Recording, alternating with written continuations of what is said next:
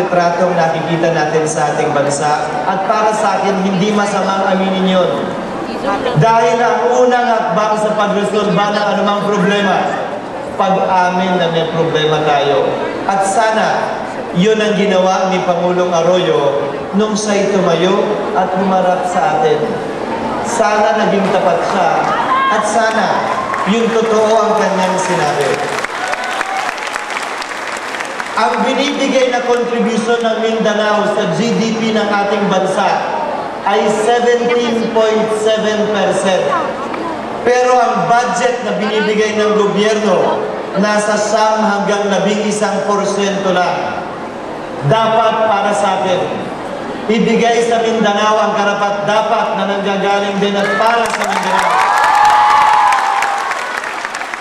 Hindi pwedeng puro Luzon at puro Metro Manila na lamang.